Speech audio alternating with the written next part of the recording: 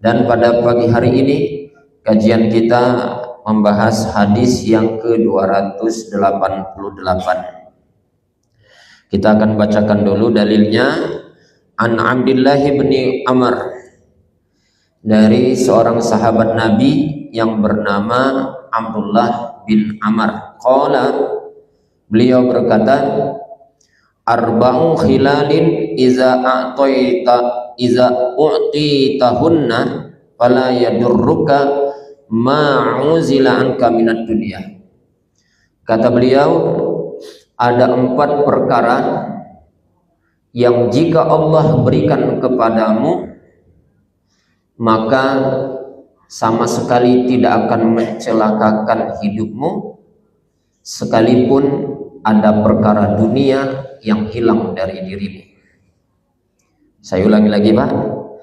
Kata beliau, ada 4 perkara yang jika Allah berikan kepada dirimu maka sama sekali tidak akan mencelakakan hidup di duniamu, sekalipun ada perkara dunia yang hilang dari dirimu.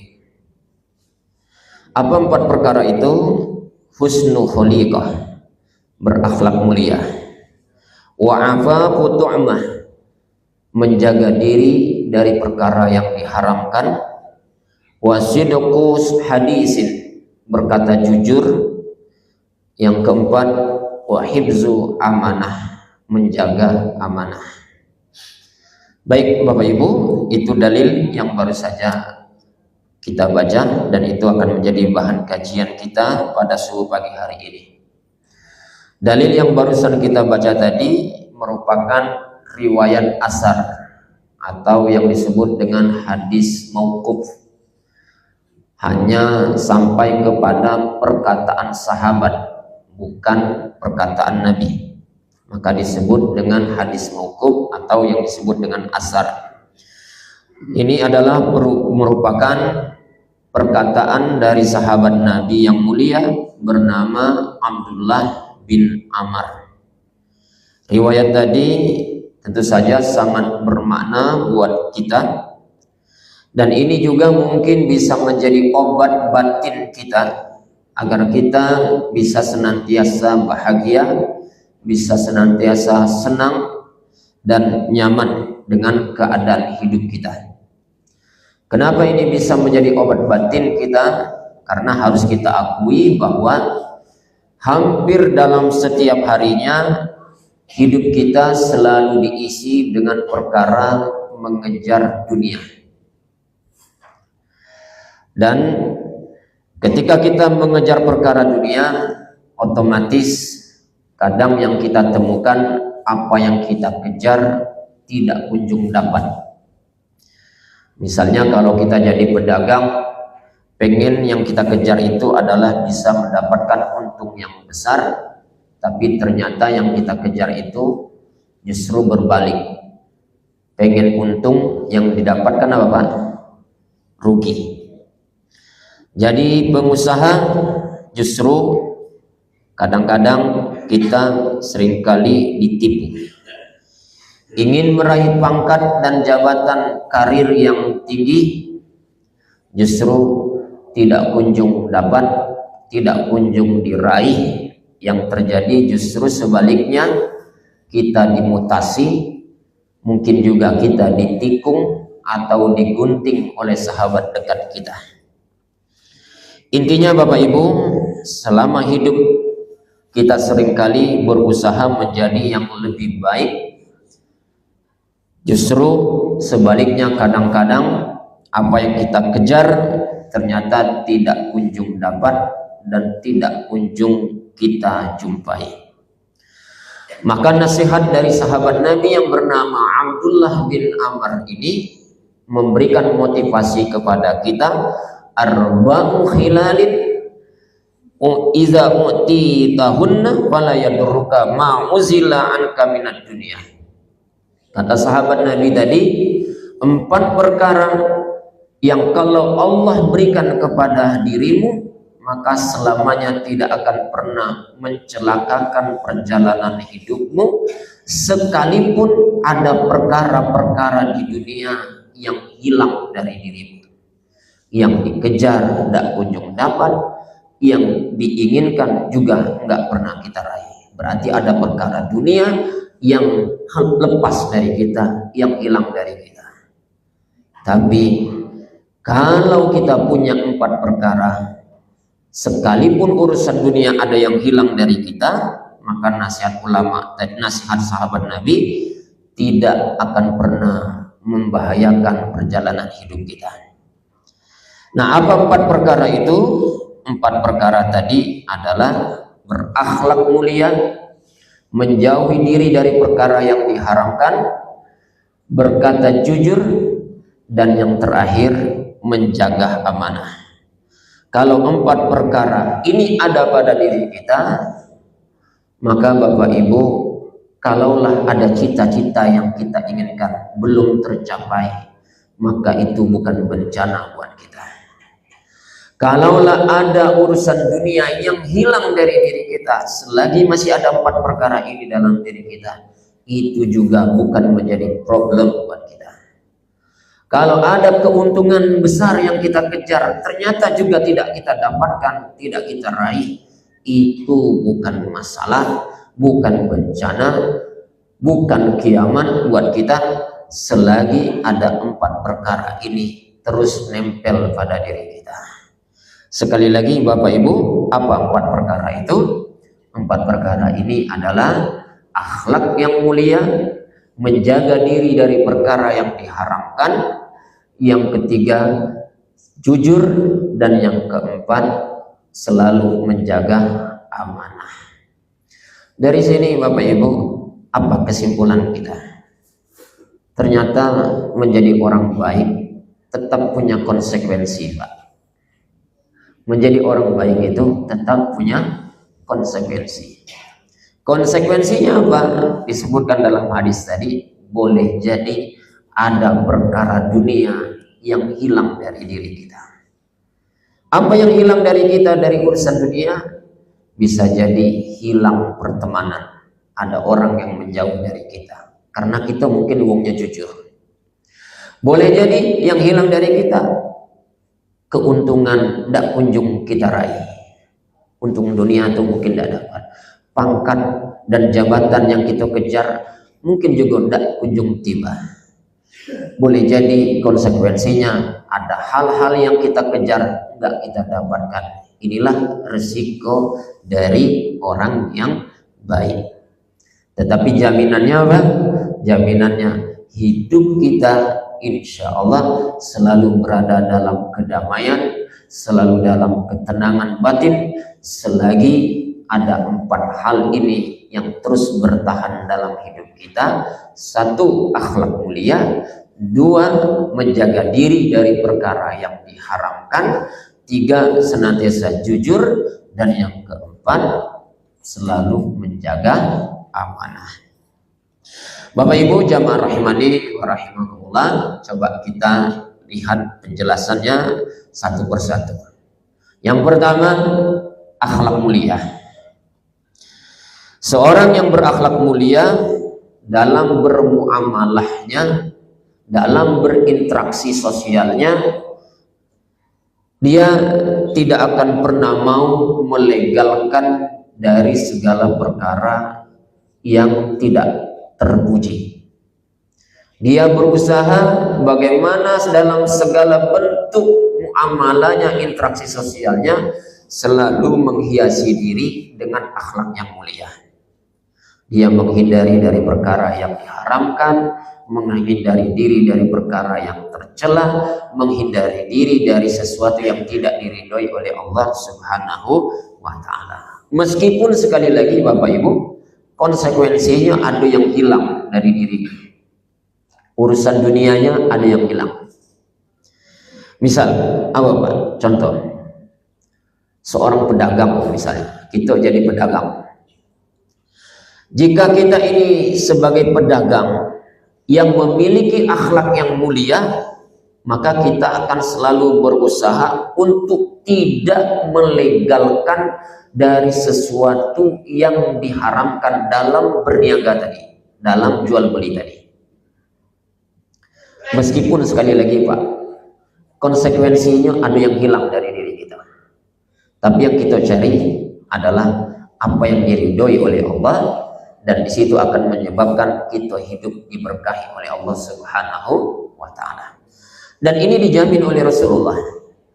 Di dalam hadis Nabi Muhammad SAW bersabda, al-bay'ani bil khiyari malam yatafarraqa. Kedua orang yang sedang berniaga, dalam hal ini penjual plus pembeli, maka selama dia belum berpisah, dia punya hak untuk memilih. Fa in sadaqa wa bayyana burika lahum fi bai'ihima. Kalau dalam interaksi jual beli tadi ada kejujuran, kemudian ada transparansinya, maka perniagaan yang seperti itu diberkahi oleh Allah Subhanahu wa Ta'ala. Nah, orang yang berakhlak mulia akan berpegang teguh di sini, Pak. Dia menghindari dari dusta, dia menghindari dari manipulasi, karena dia tidak mau dalam niaganya dimurkai oleh Allah Subhanahu wa Ta'ala. Dan ini berlaku dari kedua belah pihak, Pak. Baik kita sebagai penjual maupun kita sebagai pembeli. Misal, aku nih dalam sehari-harinya jualan beras, Pak. Jualan beras. Cak mano supaya pelanggan kita itu tertarik belanja dengan kita. Tapi di sisi lain, selain pelanggan tertarik belanja dengan kita, yang ada di otak aku nih, Pak, selain banyak uang belanja, aku kepengen untung besar. Nah itu ya, bukan sekedar uang belanja banyak ke kita, tapi pengen dapat apa? Untung besar. Nah, tadi aku jual beras. Coba dong yang melakukan, Pak. Nah, seringkali kita apa, Pak? Membuat tempat tertentu tumpukan beras. Di bagian pucuknya beras yang kecingan apa, Pak? Putih, bersih, ya Pak ya, dakati apa? Dusun kami itu tedah, tahu tidak tedah, Pak? Apa? Dedak, dakati dedak, dakati kulit padinya itu apa? Bersih betul. Tapi karena pengen untung besar, di bawahnya aku apa, Pak? Campur dengan beras yang apa? Harganya murah, tapi kemudian ya karena harganya murah tadi apa, Pak? Sampahnya ada, kotor segala macam. Cuma karena pelanggan terpedaya dengan tumpukan beras bagian atas nampak bersih, ya Pak ya, nampak putih, maka uang banyak berduyun-duyun beli dengan aku. Nah, begitu pelanggan belanja, yang kulakukan apa, Pak? Nyodok baik beras yang bagian apa? Bagian bawah. Jadi yang terjual, yang kotor, yang banyak sampahnya, yang harga murah, tapi dibeli dengan harga mahal. Untung besar tak, Pak? Besar. Nah, ini berarti jualan aku itu tidak berakhlak mulia. Samping aku, Pak, bapak-bapak yang berjualan, beda dengan aku. Oh, bapak-bapak tidak. Dibuat nian dua wadah yang siko ini dari pucuk sampai ke bawah berasnya semuanya rapi, bersih, tumpukannya, kemudian putih semuanya. Tidak kati tedahnya tadi, Pak. Tapi dia buat wadah yang sikonya ada beras yang harga murah. Pelanggan datang, Pak, ngapo beda nih, Pak? Yang ini mahal, yang wadah yang siko ini murah. Oh iya, Pak, mahal yang ini karena berasnya berkualitas. Bapak bisa jengok dewe, bersih, putih, bahkan dari pucuk sampai bagian bawah ini semuanya sama masih. Harganya mahal, Pak. Yang samping ini apa? Yang samping ini kok murah, kenapa? Karena berasnya apa? memang tidak bersih, kualitasnya rendah. Jadi ya silakan Bapak mau pilih yang mana Pak? Nak pilih yang mahal, ini kualitasnya. Nak pilih yang murah, ini kualitasnya. Apa yang terjadi Pak? Aku kehilangan pelanggan Pak dengan cara yang macam ini. Wong akan beralih neng, Bapak mungkin kehilangan saking jujurnya tadi Pak. Tapi wong akan beralih kepada aku Pak. Nyingok beras aku tadi dengan harga yang standar, tapi dengan penuh tipu daya tadi Pak. Baik, apa yang terjadi dengan Bapak? Bapak kehilangan pelanggan. Bapak kehilangan untung besar. Ya Pak ya? Kehilangan besar. Nah, apa yang di sini disebutkan oleh sahabat Nabi Abdullah bin Amr, konsekuensinya boleh jadi dengan akhlak mulia tadi kita kehilangan dunia Pak. Kehilangan untung tadi Pak.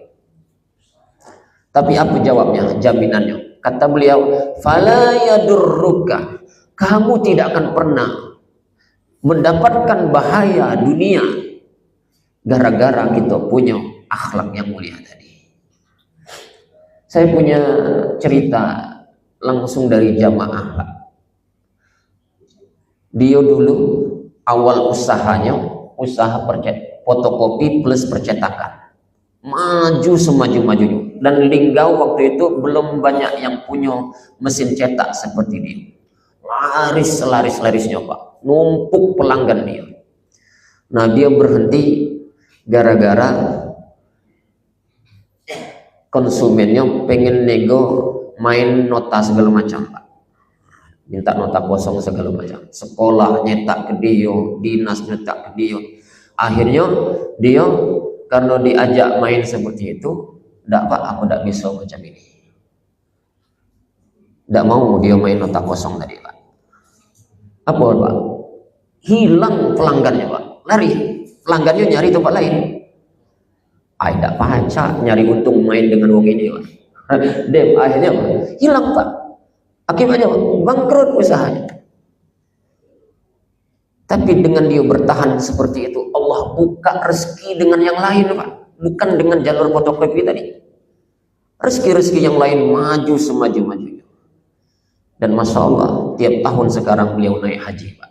Bantu orang, 14 kali. Namanya Pak Haji Darbo. Mungkin Bapak Ibu kenal orangnya. Beliau cerita sama saya begitu khususnya Pak. Lepas fotokopinya, lepas percetakannya, tidak mau main dunianya seperti itu. Resikonya Bapak, hilang pelanggan. Dunia yang digenggaman dia hilang Pak. Lepas, pelanggan hilang, percetakan bangkrut. Tapi Allah alihkan dengan yang lain. Sawit maju, bisnis yang lain maju. Sekarang usaha ayamnya maju, seterusnya. Nah, ini bukti nyata yang bisa kita lihat dalam perjalanan hidup, bahwa memang konsekuensi dari berakhlak mulia itu bisa jadi apa Pak? Ada dunia yang hilang dari kita. Tapi yakinlah Allah tidak akan mencelakakan perjalanan hidup kita. Boleh jadi dari sisi ini yang hilang dari dunia kita, di sisi yang lain Allah bukakan pintu-pintu kebaikan yang lainnya buat kita. Satu contoh yang sudah kami sampaikan tadi. Bapak Ibu jamaah rahimakumullah, ini mungkin bisa dikembang. Yang lainnya apa? Misalnya kita usaha apa Pak? Tadi usaha beras, kita usaha bakso, jual bakso. Ada uang mungkin biar baksonya laris, tulis dengan tulisan apa Pak? Bakso daging sapi asli. Jual bakso daging sapi asli. Semua orang membaca itu, tulisannya terbentang besar. Dan kita melihat tulisan itu langsung tergoda. Wah, enak nih bakso ini. Daging sapi asli. Ternyata dalam prakteknya daging sapinya iya ada. Tapi yang paling dominan apa Pak? Campurannya. Untung besar adalah untung besar. Tapi mau tidak kita jujur, kita mengatakan saya bukan. Ya jadi cuman ya sudah, tulis apa adanya, bahwa nanti orang mau belanja sama kita, alhamdulillah.